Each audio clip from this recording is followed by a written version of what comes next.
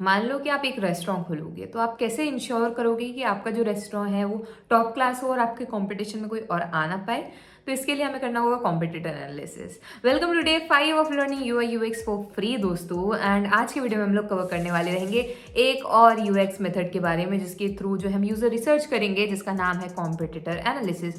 As the name suggest, इसमें हम लोगों को पता करना होता है कि भाई आखिरकार बाकी के जो कॉम्पिटिटर्स हैं उनकी क्या हाल चाल है, और हमें उनकी स्ट्रेंथ्स, वीकनेसेस और हमारी जो अपॉर्चुनिटीज हैं और जो थ्रेट्स हैं उनको पता करना होता है। It's all about understanding the opportunities. हमारे लिए जो गोल्डन अपॉर्चुनिटीज वेट कर रही हैं, जो गैप है, जो उन्होंने कुछ मिस्टेक्स की हुई हैं, उनको आइडेंटिफाई करना ताकि वो मिस्टेक्स हम रेप्लिकेट या डुप्लीकेट या रिपीट ना करें। और इसके अलावा जो अपॉर्चुनिटीज हैं जो उन्होंने गवा दी या उनको दिखी नहीं है, हम कोशिश करें कि हम उनको जो है अपनाएं, ग्रैब करें और अपना लेवल ऊपर लेकर के जाएं। एक उदाहरण लेते हैं दोस्तों। मान लो कि एक कॉफी शॉप है, ठीक है, एक नहीं दो कॉफी शॉप्स हैं। कॉफी शॉप जो ए है वो मैं ओन करती हूँ और मेरा बहुत ही प्यारा स्टारबक्स काइंड ऑफ एम्बियंस है, काफ़ी सुंदर सा है, बहुत लंबी, लगभग 108 प्रकार की कॉफ़ीज़ की जो है वैरायटी मैं प्रोवाइड कर रही हूँ। और हमारा जो स्टाफ है उनको पूरी जानकारी एकदम, पूरी कॉफ़ीज़ कैसे है, कैसे बनती है, पूरा ज्ञान व्यान है, सारा कुछ है बजाय। और दूसरी तरफ जो है एक छोटा, थोड़ा सा छोटा वाला जो है एरिया है, और वो लोग जो है 3 से 4 कॉफ़ीज़ ही सर्व करते हैं और 3 मिनट का जो है उनका एवरेज सर्विस डिलीवरी टाइम है। उनका भी एम्बियंस सुंदर सा है, ठीक है। तो मैं देखा, ये लोग जब देखेंगे तो उनको समझ में आएगा कि यार श्रुति की शॉप से ज़्यादा जो वो वाला शॉप है उनका ज़्यादा मार्केट चल रहा है। उन्होंने जो है बिजी प्रोफेशनल्स को मॉर्निंग टाइम में जो है उन्होंने टारगेट किया हुआ है, और उन लोग क्या करते हैं, फटाफट 3 मिनट की तो सर्विस है, फटाफट जो है ज़्यादातर लोग कॉफ़ी वहीं की प्रेफर करते हैं और चले जाते हैं। अब यहाँ पर मुझे अगर कुछ करना है तो मैं क्या करूँगी, कॉम्पिटिटर एनालिसिस करूँगी। मैं फाइंड करूँगी उनकी वीकनेसेस क्या है, मेरी अपॉर्चुनिटीज़ क्या है, सारा कुछ। और उसके बाद मैं क्या करूँगी, एक अपना भी एक छोटा सा आउटलेट उसके आगे ही खोल दूँगी जिसमें कि फास्ट डिलीवरी और या टेक अवेज जो है इंसान लेकर के जा सके, और उसमें लिमिटेड मेन्यू कर दूँगी मैं। तो ये कुछ चीज़ें करूँगी ताकि मेरी जो सेल्स हैं वो भी इंक्रीज़ हों। अभी क्यों ज़रूरी है, बहुत ज़्यादा ज़रूरी है, क्योंकि हमें जो है मिस्ट्री सॉल्व करके देता है। जो गुत्थियाँ है, जो ऑलरेडी उलझी हुई चीज़ें हैं, उनको हमें सॉल्व करके देता है कि भाई ऐसा तो ऐसा क्यों, इससे क्या हो रहा है। हम जो है थोड़ा सा एनालिसिस कर पाएंगे और जो मिस्टेक्स ऑलरेडी हो रखी है हम वो करने से बच जाएंगे और मार्केट में ज़्यादा अच्छे से स्टैंड आउट कर पाएंगे। ना केवल ये हमारी इस तरीके से हेल्प करता है, इसके अलावा डिज़ाइन में भी काफ़ी हेल्प करता है। As I already told you in the first episode कि भाई यूएक्स तो इंपॉर्टेंट है ही, उसके साथ यूआई भी काफ़ी इंपॉर्टेंट होता है। तो यूआई कैसा है डिज़ाइन का, वो किस प्रकार का है, तो वो सारी चीज़ों पे भी हम काफ़ी ध्यान दे सकते हैं। और हम देख सकते हैं कि भाई आगे का किस तरीके का इंटरफेस यूजर्स को ज़्यादा ईजी लगता है नेविगेट करने में, तो हम सिमिलर काइंड ऑफ इंटरफेस हमारे ऐप के लिए भी डिज़ाइन कर पाएंगे। अब बात आती है कि आखिरकार हम कर कब सकते हैं। तो पहला केस होता है कि भाई एकदम ही जब प्रोडक्ट लॉन्च हो रहा हो आप तभी कर लो, ताकि आप जो है कॉम्पिटिटर एनालिसिस करके ये पता कर सको कि जो कॉम्पिटिशन में ऐप्स हैं वो क्या कर रहे हैं, कैसे कर रहे हैं, क्या अपॉर्चुनिटीज़ हैं, और उस ऐप को कवर करते हुए जो है हम हमारा ऐप डेवलप कर सकते हैं। दूसरा जब हम यूज़ कर सकते हैं कि हमें अगर मार्केट में क्या गैप चल रहा है वो पता करने के लिए, जैसे कि अगर जो लोग शार्क टैंक देखते होंगे उनको पता ही होगा कि भाई शार्क टैंक में बोलते हैं हमने मार्केट का गैप पकड़ा, हमने देखा कि यहाँ पे मार्केट में गैप था और हमने उस पर ही काम किया। तो वो कैसे किया जाता है, वो कॉम्पिटिटर एनालिसिस से किया जाता है। बहुत सारे जो बिजनेसेस आज के टाइम पे इंडिया में है, बहुत कम ऐसे बिजनेसेस होते हैं जो कि एकदम स्क्रैच से स्टार्ट हो रहे हैं। अदरवाइज ऑलरेडी 2-4 बिजनेस स्टार्ट हो चुके होते हैं मिनिमम, और उसके बाद आप जो है 5वें 6वें इंसान हो जो उस चीज़ में कुछ इनोवेटिव कर रहे होते हो, तब उसमें आपकी यूएसपी पूछते हैं, आप कैसे अलग हो, दुनिया जमाने की चीज़ें पूछते हैं। तो ये सब चीज़ें आप तभी कर पाओगे और उनका आंसर तभी दे पाओगे when you have done a clear, good, very outstanding kind of competitor analysis. और तीसरा केस हो सकता है जब आपको आपकी जो आपने यूएस रिसर्च की हुई है ना, कि इसके पहले आपने देखा है कि ऐसे ऐसे है, ऐसे ऐसे है, आपने जो इतनी सारी इसके पहले के एपिसोड्स में हमने जो डिस्कस किए हैं उनको सपोर्ट में करते हुए कि भाई हम जो कर रहे हैं हम राइट डायरेक्शन में है कि नहीं है, वो सब चीज़ों की जानकारी के लिए भी एक बार कंप्यूटर एनालिसिस करना सही हो जाता है। क्योंकि अगर मान लो आपकी यूज़र इंटरव्यू में यूज़र ने कुछ बोला हुआ है, किया हुआ है, और कंप्यूटर एनालिसिस में भी अगर वही गैप निकल के आ रहा है, तो देन इट्स वैलिडेट, ठीक है, हमने उसको वैलिडेट कर लिया, अब हम उसको फोकस करेंगे, हम उसको मेन पॉइंट बनाएंगे। अभी एक बहुत ही प्यारी कंप्यूटर एनालिसिस की मेथड है which is SWOT, SWOT। S for strengths, हमारे देखने पड़ेंगे क्या स्ट्रेंथ्स है। इसके अलावा W फॉर वीकनेसेस, हम देखेंगे क्या वीकनेसेस हैं। O फॉर अपॉर्चुनिटीज़, हमारे लिए क्या अपॉर्चुनिटीज़ हैं। T फॉर थ्रेट्स, तो वो भी हम पता कर लेंगे। तो हम एक लाइव करके देखते हैं एनालिसिस पूरा, और उसके बाद आपको कंप्लीट करना होगा। हमने पहले बोल दिया हम प्रोडक्टिविटी आपके लिए करने वाले हैं। तो let's move on to our laptop and let's start. तो कुछ इस प्रकार का जो है हमारा स्क्रीन दिख रहा होगा दोस्तों। यहाँ आप देख सकते हो स्ट्रेंथ्स। तो स्ट्रेंथ्स मैं आपको एक्सप्लेन कर चुकी हूँ, but I will explain again कि what are the core competencies and unique selling points of the business, यानी कि यूएसपी। आपके बिजनेस का यूएसपी क्या है वो आपको लिख देना है। इसके बाद what advantages does the business have over its competitor, क्या एडवांटेजेस हैं आप वो लिख सकते हो उसके अंदर। How strong is the business brand image and customers loyalty, ठीक है। अब इसमें क्या एक्सप्लेन करूँ मैं, what are the key strengths of the business product और सर्विसेज, ठीक है। तो ये कुछ चीज़ें हैं जो आप लिख सकते हो। इसके बाद वीकनेसेस में आपको लिख देना है क्या लिमिटेशंस हैं, क्या शॉर्टकमिंग्स हैं, इसके अलावा आपके बिजनेस को अडाप्ट करने में मार्केट ट्रेंड्स में क्या चेंजेस आ रही हैं या क्या डिमांड्स को हम मीट नहीं कर पा रहे हैं, वो सारी चीज़ें जो है वीकनेसेस में आ जाएंगी, या नेगेटिव परसेप्शंस, ये सारी चीज़ें, ठीक है। अपॉर्चुनिटीज़ क्या रहेंगी कि हम कैसे उसको बेहतर बना सकते हैं, ठीक है, अपने ऐप को उसको बेहतर कैसे बना सकते हैं, otherwise you can read here. इसके अलावा थ्रेट्स हैं, तो थ्रेट्स में are there any potential disruptions और चैलेंजेस इन द इंडस्ट्री और मार्केट, क्या है, कुछ है। How vulnerable is the business to changes in customer preference और बाइंग हैबिट्स, ये चीज़ को कवर करना है। Are there any economical, political और environmental factors that may oppose the risk, तो हाँ अभी हम इसको कवर करेंगे, ठीक है। इसके बाद एक इनसाइट्स का कॉलम है जिसमें कि हम जो है SWOT को एकदम शॉर्ट पॉइंट में जो है पूरे इनसाइट्स लिख देंगे ताकि हम कवर कर पाएँ कि आखिरकार ऐप में क्या दिक्कत है।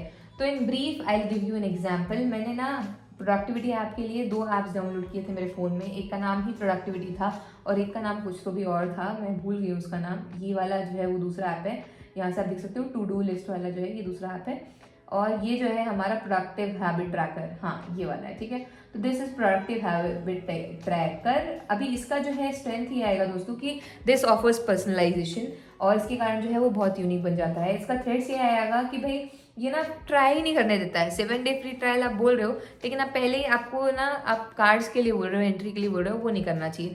अगर कार्ड एंट्री के लिए बोल रहे हो तो आप रिस्ट्रिक्ट करो अपने यूज़र को, एटलीस्ट पहले दे दो, फिर बाद में पॉपअप देना चाहिए, ये मेरा विचार है, मुझे ऐसे लगता है। इसके अलावा यहाँ पर आप देखोगे इसमें ये वाले ऐप में ऐसा कुछ नहीं है। जो सेकेंड ऐप है इसका नाम क्या है यार, छोड़ो, तो उसमें आप डायरेक्टली अंदर आ जाओगे और आप उसको यूज़ कर सकते हो। तो this is something which I prefer over this one, जिसमें कि हमें बोल रहा है ट्राई फ्री सब्सक्राइब। अभी हम कर नहीं सकते हैं उसे क्योंकि फ्री ट्रायल इनेबल्ड है, पर आपको उसमें कार्ड वार्ड की एंट्री देनी पड़ेगी। सब्सक्राइब मंथली 699 रुपये, अलॉट, बहुत महंगा है। 699 रुपये पर महीने नहीं देगा कोई, मतलब महंगा है।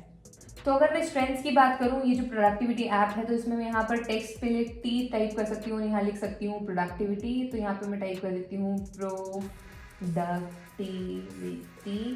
एंड हम नेक्स्ट में इसका नाम दे सकते हैं, जो हमारा ऐप है उसका नेक्स्ट में हम यहाँ नाम दे सकते हैं टू डू ट्रैकर, तो यहाँ हम लिख सकते हैं टू डू ट्रैकर। अब इसकी स्ट्रेंथ्स में हम ये लिख सकते हैं कि ऑफर्स पर्सनलाइजेशन, ठीक है। इसके में हम लिख सकते हैं सिंपल एंड इजी इंटरफेस, सीधा वो अंदर ले आता है, मुझे काफ़ी अच्छा लगा simple and easy interface,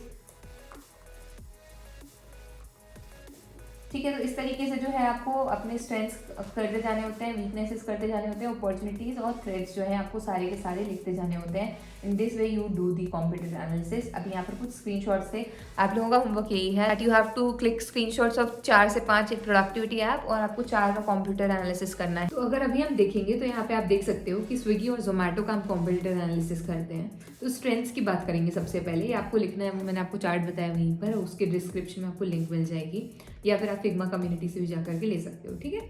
strong market presence in over 500 cities in India, Swiggy की यही स्ट्रेंथ है। अभी यहाँ पर इसका जोमेटो का देखेंगे तो establish presence in the online food delivery market with diverse range of services including restaurant discovery and table reservation.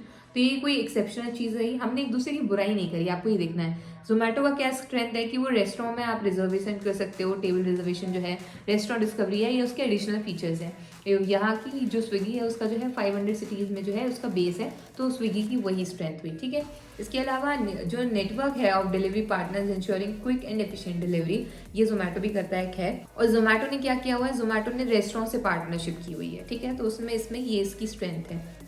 अभी स्विगी का एक और स्ट्रेंथ है कि उनका जो यूज़र फ्रेंडली ऐप है और वेबसाइट है वो सीमलेस ऑर्डर उनको यूज़र को करने के लिए देता है। जोमेटो का क्या खासियत है, यहाँ पर जोमेटो का स्ट्रेंथ क्या आ जाएगा कि भाई ब्रांड इस तरीके से रिकग्नाइज किया गया है, इस तरीके से बनाया गया है कि वो कस्टमर एंगेजमेंट पे भी काफ़ी फोकस कर रहा है। अब बात करते हैं वीकनेसेस की, तो डिपेंडेंसी ऑन डिलीवरी पार्टनर्स में lead to inconsistencies in service quality, क्योंकि ये टोटली उन पे ही डिपेंडेंट है तो सर्विस क्वालिटी पे थोड़ा सा असर आ सकता है। Reliance on third party restaurants for food quality and delivery may impact overall customer experience. Similar चीज है क्योंकि वो थर्ड पार्टी पे है, खुद का तो बना नहीं रहे हैं, तो इसमें भी थोड़ी दिक्कत आ सकती है. Increasing competition in the online food delivery space में affect delivery share and profitability. अभी ये बताने की बात ही नहीं है. Limited international presence compare to Zomato.